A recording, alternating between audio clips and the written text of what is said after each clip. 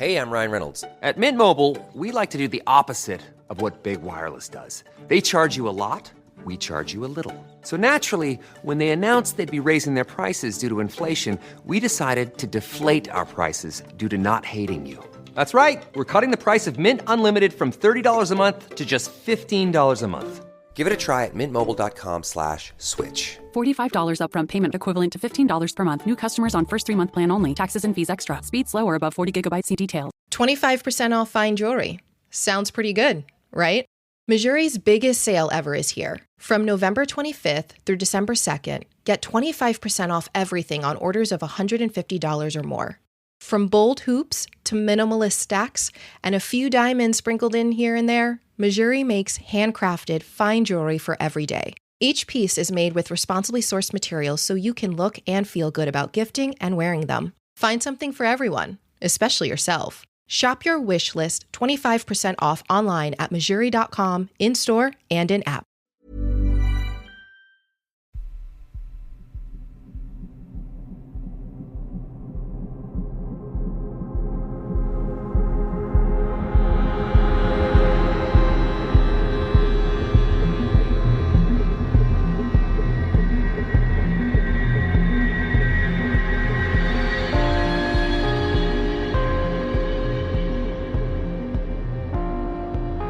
Welcome to mini episode 399 of Real Life Ghost Stories, and I have 2 spooky stories for you today, and the last story comes from October the 5th, 2024, and story number 1 comes from Ashley. It was Halloween 2019. I was single in my mid-20s and just bought my first house a few months prior. I was still getting used to the neighbourhood. Hadn't met many neighbours, still haven't to be honest, but what can I say, and feeling a little overwhelmed and lonely. Didn't have a dog yet, so I stayed around the house to give out candy and watch Hocus Pocus. I didn't want the house to get egged for being that person in the neighbourhood who didn't give out candy, so I bought a lot to appease the rowdy beasts. Everything was going great. I love the smaller kids that come up with their little princess or Spider-Man costumes and give their little shy twick-o-tweets. The neighbourhood apparently had tons of those kiddies and it was fun. But as the night went on, the older ones started coming out, probably elementary or middle school age. I'm not sure as I'm terrible with ages, but these kids didn't come up to the doorknob in height, so whatever age that is. I'll be honest, I'm not good with those age groups. They don't creep me out or anything, but those little shits tend to have attitudes. It was probably around 8 p.m. when this one particular group came to the door. There were a few kids, heroes, monsters, fairy princesses, and a ninja turtle. He was adorable. I'd barely opened the door when a girl with a pink princess dress elbowed up to the front and shoved her basket in my face. Child nearly got yeeted across the porch, but there were witnesses, so instead I ignored her and started handing out candy to the smaller kids first, and she got pushed to the side. Usually I let the kids pick their own candy. You never know, allergies, picky eaters, etc., and the kids tend to like picking their own. But this girl takes a look in my bucket, looks at me with pure distaste, and says that she doesn't like any of those, and if she could have pink starburst. The brat. First of all, if I even had pink starburst, there was no way I would be sharing it with you. I don't care what holiday it is. Now, I've noticed that she's been inching closer towards my door as candy is being distributed, and I'm blocking most of the entry because my mama didn't raise a fool. The rest of the kids had gotten their candy and were leaving, but this girl kept staring, scooting closer, and looking over my shoulder or trying to see behind me. A cold sweat started dripping down my spine. I couldn't understand it. She looked like an ordinary little girl, but something was off. I had asked her if there was some other candy she preferred. Maybe I had something, not Starburst, stashed away. She ignored my questions and started asking her own. She asked me if I had any pets. No, I said. She asked if I lived alone. I froze, stared, and replied, "Why do you ask?" She ignored me and asked if I was alone right now. And then, as she stood toe to toe with me, she asked to come in. The way she asked the last question sent a chill down my spine. She had smirked with the last bit. I searched the crowd of parents, trying to find anyone who looked like they were still watching this little girl, someone who she belonged to ask them to come and get her away from me, but nobody was. This girl had been on my porch for 5 minutes, creeping closer, and no one even acknowledged that this was happening or that she was there. It was like being in a crowded room with things happening all around you, but I was frozen, staring at this girl who stared right back. Dread, heart-pounding fear over a little girl. I can't tell you what her face looked like. Her hair was dirty blonde. She wore a pink princess dress. And as she was asking me these questions, moving forward and then standing toe to toe, she had a grin on her face. Not a happy kid grin.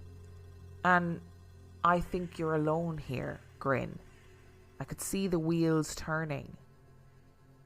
As she put her hands on the door frame as if to push her way in, a kid down the street started screaming and was running with their friends. But it got my attention.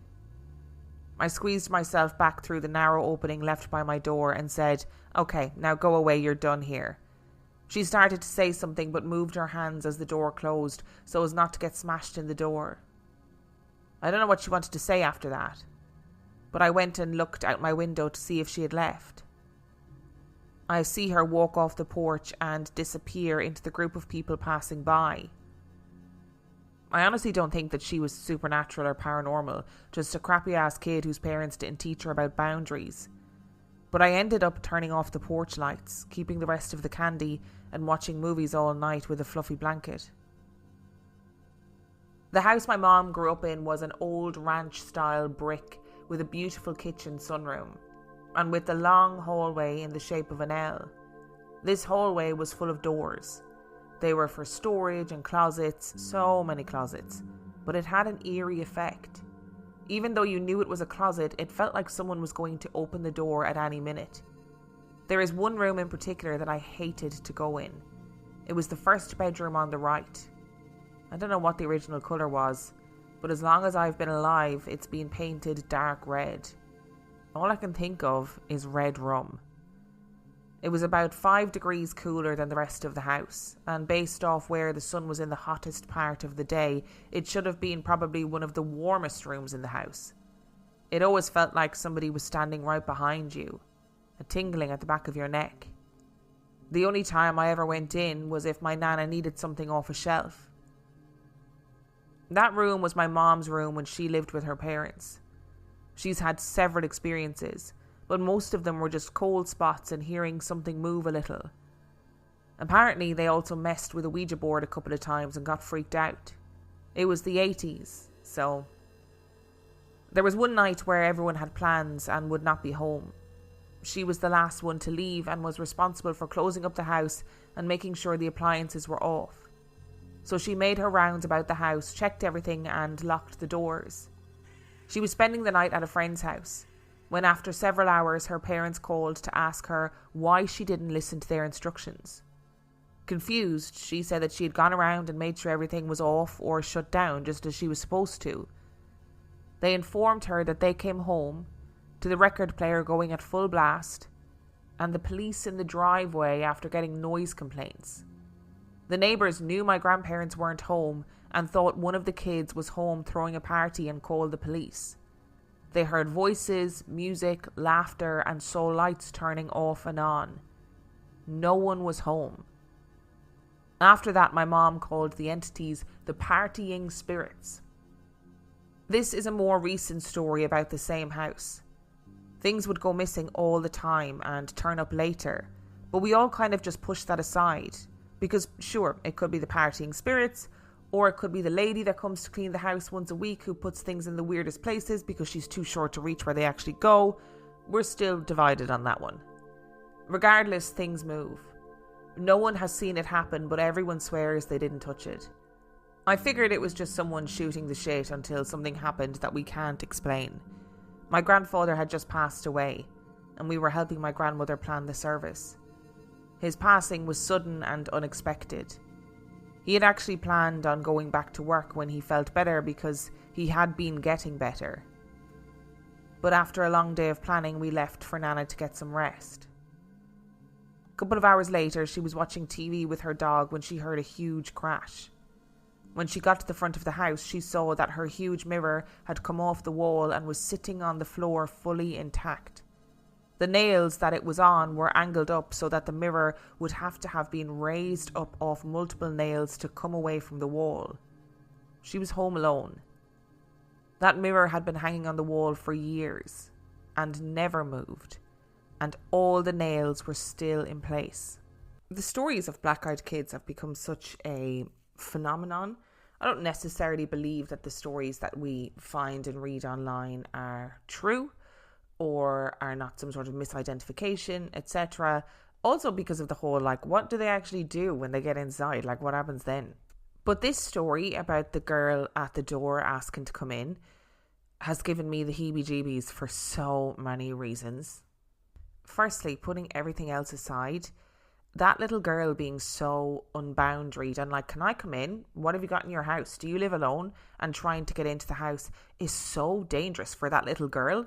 Like, obviously for Ashley, it's like, no, it's fucking weird. You're not coming into the house. This is really unnerving. But for that little girl to be that unboundaried is so dangerous. But also in my years of teaching, I have met many children, thousands of children in my years of teaching from the ages of 11 to 18. That was the age range that I taught. And many of those children I taught for long periods of time. You know, I see kids, I mean, they're not kids, they're grown adults now, but I see people out and about who I taught from the time they were 11 to the time they were 18, which blows my mind. And they're now fully grown adults living their own lives. And that's a pretty amazing thing. But in that time, you meet all sorts of different kids. You know, I used to meet kids who were totally unboundaried. I used to meet kids who were incredibly badly behaved. I've met pupils who were violent. I've met pupils who were deeply traumatized and it impacted their behavior severely. I've met sort of everything on the spectrum you can imagine I have met, but there have only ever been 2 students that have made me feel the way that Ashley describes in this story, that like cold chills, I don't understand what's happening here. Only ever been 2, and they stay with me even now. I still think about them from time to time, and I'm like, I wonder what you're doing now, and I wonder if my feelings about you were completely wrong. I mean, I bloody hope they were completely wrong. But I think the fact that it comes from a child makes it more disconcerting. You are looking at this child and you're thinking, hang on, why do I feel like this? What is it about you that is making me feel so uncomfortable? What is about you that is making me feel a little bit on edge here? What is happening? And in regards to the second story, I always find partying ghosts really interesting, because that's something that's come up a number of times where people have heard the sounds of people partying, voices, laughter, music, etc. And then obviously there's nobody in the house is empty, or there's nobody in a particular room, the room is empty. And in this case, these partying ghosts, they went all out. They were like, we're doing this. They got the record player going, they've got the lights flashing on and off, they've got, you know, loud noises, they've got people laughing and having a great time. And so much so that the police were called. I wonder if it was a party house previously, or if this was some sort of poltergeist activity that was just like, haha, we're gonna get these kids in loads of trouble. And did the party atmosphere only happen that one time, or did it happen any other times, or were there evidence of like elements of it happening at various other times? And then of course you've got the mirror lifting off the wall and smashing onto the ground. And in the times of funeral planning, and I know for a lot of Irish families, in the times for funeral planning, they will remove mirrors from the house, or at least cover the mirrors. And I don't think that's just an Irish thing. I think in a lot of cultures that happens. So maybe it was somehow connected to that in some way. The new Boost Mobile network is offering unlimited talk, text, and data for just $25 a month for life. That sounds like a threat. Then how do you think we should say it? Unlimited talk, text, and data for just $25 a month for the rest of your life? I don't know. Until your ultimate demise. What if we just say forever? Okay. $25 a month, forever. Get unlimited talk, text, and data for just $25 a month with Boost Mobile forever. After 30 gigabytes, customers may experience slower speeds. Customers will pay $25 a month as long as they remain active on the Boost Unlimited plan.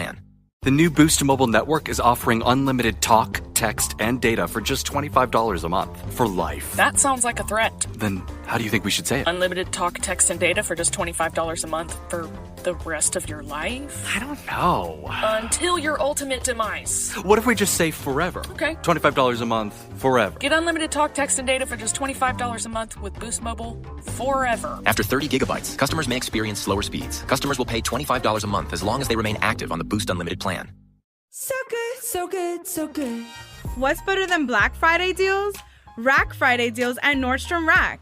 For a limited time, take an extra 40% off red tag clearance.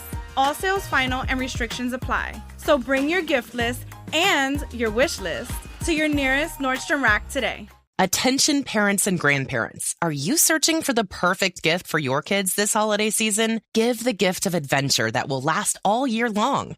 A Guardian bike. The easiest, safest, and quickest bikes for kids to learn on. Kids are learning to ride in just one day. No training wheels needed. What makes Guardian bikes special? They're the easiest to ride thanks to the thoughtful engineering, lightweight frames, and kid-friendly components. Kids love how fun and easy they are to ride. And parents appreciate the safety features, like the patented braking system that prevents head-over handlebar accidents. Guardian bikes are the only kids' bikes designed and assembled in a USA factory, ensuring top-notch quality and durability. They're built to last and make perfect hand-me-downs. Join the hundreds of thousands of happy families by getting a Guardian bike today. Their holiday sales have begun, offering the biggest deal of the year. Save up to 33% on bikes, no code needed. Plus, get free shipping and a free bike lock and pump with your first purchase after signing up for their newsletter. Visit GuardianBikes.com to take advantage of these deals and secure your holiday gifts today. Happy riding! And our second story today comes from Cait. I consider myself open to both logical explanations to things that I experience and understanding that I don't know everything. I can't possibly say ghosts aren't real because I just don't know. And also, the stories that I am about to share heavily contradict that, in my opinion. However, I look for an explanation before simply deciding it is paranormal. As a warning, this contains some vague references to past domestic violence and a quick reference to chronic illness. When I was 2 in 1994, my family moved to a house built in 1880. We lived in a small town in northwestern Illinois that had evidently been prosperous in the late 1800s and was also the birthplace of the man who assassinated President Garfield, but had a pretty severe downward spiral like many other small Illinois towns. However, my dad had a new job there and they thought it would be a great place to grow up. It was my parents, me and my 3 sisters, the youngest being a newborn, my 2 older sisters being 7 and 9 years older than me. We kids all had our bedrooms upstairs and my parents' bedroom was downstairs, so they would stay up late and watch TV and generally enjoy the absence of children for as long as possible. Sometimes, very late at night, they would smell burning hair coming from our laundry room. Naturally, they would go in and check to make sure the house wasn't burning down. They never found any evidence of fire. My father, an electrical engineer, checked the wires multiple times and couldn't figure out why they kept smelling burning hair. Apparently, burnt hair is a very distinctive, gross smell, so they couldn't think of anything else it could be besides burnt hair. I personally never experienced this. I think at some point my father found horsehair in the walls, but it wasn't burned. I truly have no idea why they smelled burnt hair, or why there was horsehair in the walls. As the years went on, more weird things happened in that house. The second floor had our bedrooms, 1 bathroom, and 1 large empty room. It sort of became our playroom. None of us really went in there alone though. Something about it always felt weird. At night, if I had to go to the bathroom, I would either go before my older sisters went to sleep, or sprint down the hallway and go as fast as possible, since the bathroom was just off that room. Specifically, I felt that there was a woman in there watching me. I had a very vivid image of this woman. She was older, and looked like she came from the late 1800s. She had what I can only describe as disapproving old lady energy, like she was annoyed at us being in her house. I never told anyone in my family about the lady. My sisters would have made fun of me, my mom wouldn't have believed me, and my dad was, and still is, a fairly hardcore skeptic. For years as a child, I wouldn't go into that room unless I had to. Even as a teenager, I felt uneasy about the room and often heard weird sounds coming from it, since my bedroom bordered it and we had an open vent between our rooms. I know, that is horrible. Our house was pretty run down. My mother got super into researching the history of our house at some point. She learned the name of the man who built the house, where they were buried, and even the stories of their children. One daughter married a doctor and then died in the house he built for her, which was so sad to me as a teenager. And every time I asked her if someone died in the house, she said yes, but wouldn't tell me what room, except for the fact it wasn't my room that they died in.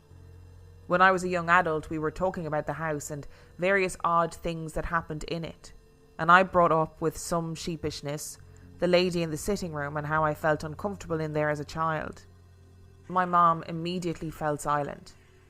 I asked her why she was being so quiet, and she informed me that the wife of the man who built the house evidently had some kind of illness and passed away in that weird empty room. She was visibly unnerved by what I had said.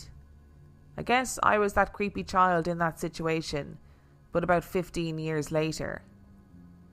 I did some research and she died in 1901 at the age of 47 from a kidney ailment, so I suppose that tracks with her looking like she was from the late 1800s. I had not heard anything about this woman and had no idea she existed outside of being a creepy presence in the back of my mind every time I went into that room. My sisters had not told me anything about her, and neither had my mother. What really unnerves me is that I felt so strongly that she was so disapproving, because I had nobody like that in my life. I lived very far away from my grandmothers, and they were kind, loving women. They also did not walk around in clothing from a century ago. I had no teachers that age. It's just so creepy. I asked my younger sister about it one day, and she said she never felt that specifically, but she wasn't wild about that room either. Later on, after I finally escaped that terrifying haunted house, I moved to California to live with my now husband. He is from the Santa Barbara area. Like most areas in coastal California, it is beautiful but wildly expensive. We had a horrible time trying to find an apartment we could afford on 2 Starbucks salaries, so we eventually settled for renting a bedroom in a house. We finally found a place that we were happy with and went to tour the house. It was in an older neighbourhood, which for a city mostly destroyed in the 1920s due to an earthquake, meant it was built around World War II. It had a very long driveway, and we parked across the street and headed up to the door, which was open and we could see into the living room. We had never seen the occupants and knew nothing about them. I saw what looked like a man of Mexican descent sitting on the couch, which for Southern California seemed pretty typical. However, once we walked inside, there was no adult male in the house. It was a very blonde white woman and her 3 very blonde sons. I didn't say anything, but maybe I should have. The house was horrible.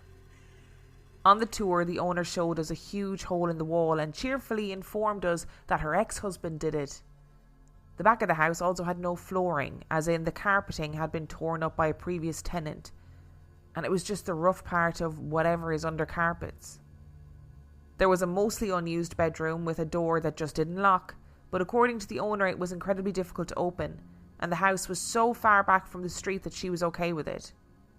So we definitely should not have moved in, but it was the only place we could afford and we were desperate. Our commute was an hour each way through mountains on a dangerous curvy highway, and we were sick of getting home past 1 a.m. every night. We took the apartment and moved in. It was not a great idea. I have to say now that my husband and I do not fight, not in a toxic way, but we just prefer to talk things through. When we moved into that house, we fought. It was awful and constant and over the stupidest things. We have never fought like that before, and I truly thought we were going to break up because we were so unhappy. On 2 separate occasions, friends of mine visited. They didn't know each other, and I hadn't said much about the house other than that it was old. Both friends came in and immediately said they felt uncomfortable in the house and wouldn't come back because it felt so heavy and oppressive. I tried to spend as much time outside of the house as I could because I hated being alone in it. We both worked nights, but his store closed at midnight, and so on days that he closed, I was by myself in that horrible house if I wasn't working. One night at around 11, I was in our bedroom, the only room in the house I felt comfortable in, and waiting for my husband to get home from work. Our door was closed. I heard weird banging noises coming from our kitchen, almost like someone was in there rooting around the drawers and slamming cabinets. I was terrified. Not only was there the messed up door, but we also weren't allowed to close the window in the kitchen, which is a whole other horror story considering we had a terrible spider and ant infestation from the constantly open windows. So I was sure that someone had broken in. There was no way out, so I locked my bedroom door and called my husband. I know now that I absolutely should have called the police, but I had called the city police multiple times for unruly customers at work, and they routinely took over 30 minutes to arrive, so I didn't really think if anyone was actually in my house they would do anything. The noises stopped while we were on the phone, but I was so scared I didn't want to stay there. He called me an Uber and I ran out of the house. From then on, I would go to his store and wait for him to be done working before I went home. I refused to be alone after that. We decided to move out after only 3 months due to my husband having a severe flare-up of his chronic illness. Our landlord begged us to stay and even offered free rent, but we said no and left as soon as we could. Oddly enough, once we left, all of our fighting stopped immediately. We had lived together at that point for months, so it wasn't like we were just getting used to living with each other. We've since moved across the country back to the Midwest and moved twice more after that, and I have not felt that way since. My final story takes place in the preschool I used to work at where I live now in southern Wisconsin. It was a new building, but the property was bought from a church that sat directly next to it. I quickly learned that evidently the classroom I taught in was haunted. I taught 3-year-olds at the time, and my co-teacher was terrified of this ghost in the classroom. I ignored him and his stories about it for the most part, because I did not care for him, and also did not want to freak out the 23-year-olds in our classroom, and was far too busy with the aforementioned 23-year-olds in our classroom to even care. One day, a week or so after my co-teacher left for a 6-week hiking trip, I was blissfully walking around my classroom during nap time and cleaning up a little bit. At this point, all of my kids were asleep, which was a rarity, and I felt extremely fortunate to have this time. At my school, we would close the curtains, turn off the lights, and turn on music loud enough to drown out most silliness small children got up to if they were unable to sleep. Our room was cut in half by a small half wall where the kids ate, and we had sinks and a small bathroom area for them. I was washing some of the paintbrushes, or something we had used, and turned the water off and suddenly heard a small child say, "Miss Katie?" At this point, I knew all my kids and their voices. This voice did not sound like any of my kids. I looked around just to make sure none of my kids were awake, as well as checking to see that none of the kids from the connected classroom had snuck in. No, all of my kids were asleep, and no kids had made their way to my room. Also, that area I was in was absolutely freezing cold. It often became chilly during nap time, but it was cold.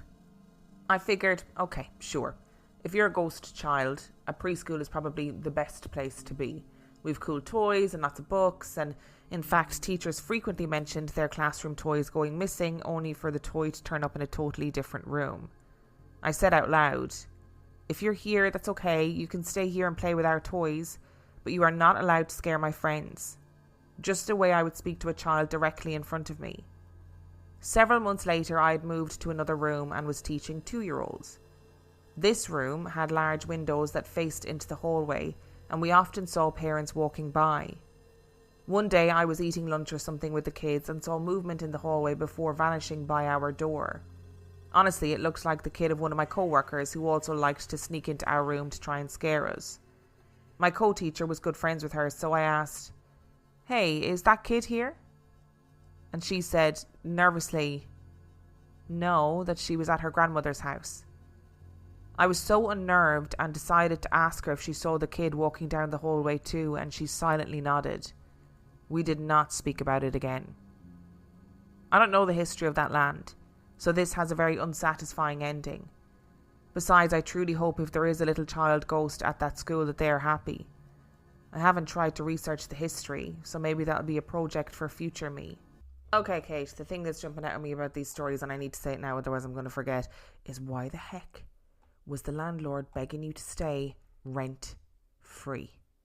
Why was she begging you to stay rent-free? Either she was afraid of something that was happening in the house and did not want to be alone, or she was afraid of something coming to the house and also did not want to be alone. Oh, and listen, like, we all do it. I've lived in some absolute shitholes, and sometimes you put aside all of your big red flags about a place that you're moving into because A, it's all that you can afford, and B, you're like, this is the only way I'm going to be able to live, so I'm going to have to live like this, and it just is what it is. And I always find it really interesting that ghosts seem to do that thing where they're slamming drawers and cabinets and presses in the kitchen. Like, is it because it's an easy thing to do, energy-wise? Because it happens very often, and it happens to lots of people. And I mean, obviously you're going to think, shit, somebody's broken in. I'm in trouble here. And it must have been a terrifying experience to really think that there was somebody in your house. I'm glad you guys left though, because all that fighting, like, is that negative energy that is causing you guys to fight? Or is it just being in a shitty environment and, you know, having to try and make the most of living in that shitty environment? But also interesting that your partner also had a flare up of his chronic illness when he was in that house. Again, shitty environment, stress, everything feeling really negative. Oh, it's all a bit grim, really, isn't it? And to go back to your first story, I always find these stories of kids experiencing things and then confiding in adults when they're older and realising, oh shit, actually, this wasn't just me being a kid and having a big imagination. I always find those stories really fascinating. And the smelling burnt hair is really interesting. It is a distinctive smell. It is distinctive. It is gross. It is acrid. If you burn hair, you know that is hair burning. Like, it is genuinely such a distinctive smell, and you'd be thinking, oh my God, something is on fire if you're smelling hair burning. It's just, the whole thing is really fascinating that you had this constant feeling of this woman's energy, and specifically that she was disapproving. And I guess in a way, you know, having that conversation with your mum when you're grown up allows you to go, okay, that really did happen. I wasn't just being overly active in my imagination. Like, that happened. But I do think the most horrific part of that story is the shared vent between the two room. I've seen that kind of thing on American TV, those vents, and I'm going to bring it up again. I spoke about this, I think, relatively recently. That episode of The Simpsons where Bart's evil twin lives in the fucking attic, Hugo, terrified me. And there's a bit where he's like looking into the vent in Bart's room. Oh, so honestly, so scary. And look, Kate, you know what? You're right. If you're going to be a child ghost, you might as well be a child ghost in a preschool and have a nice time playing with all the toys and moving shit around. And at least you're in a happy, age-appropriate environment. Also, again, I'm glad that somebody else witnessed the last apparition with you so that you're able to go, okay, so it definitely happened, definitely saw it, we both saw it together, we're just going to pretend that didn't happen. And I'm going to say it now. Anybody who's working with 23-year-olds or 22-year-olds deserves everything. You deserve everything. You deserve a medal. You deserve all of the nice things. It's what an incredible thing to do. Thank you so much for listening to today's episode. Thank you to Ashley and Cait for sending in your stories. Remember, the last story today came from October the 5th, 2024. And if you would like to send in your story, you can do so by emailing it to reallifeghoststoriespodcast@gmail.com. You can also check out the website, reallifeghoststoriespodcast.com. And if you are desperate for some extra content, you can subscribe to the Patreon. That is patreon.com/reallifeghoststories, where for $5 a month or $2 a month, you get access to heaps of extra content, as well as every single main and mini episode completely ad-free. And on that note, I shall see you next time. To make switching to the new Boost Mobile risk-free, we're offering a 30-day money-back guarantee. So why wouldn't you switch from Verizon or T-Mobile? Because you have nothing to lose. Boost Mobile is offering a 30-day money-back guarantee. No, I asked why wouldn't you switch from Verizon or T-Mobile? Oh. Wouldn't. Because you love wasting money as a way to punish yourself because your mother never showed you enough love as a child? Whoa. Easy there. Yeah. Applies to online activations. Requires port in and auto pay. Customers activating in stores may be charged non-refundable activation fees.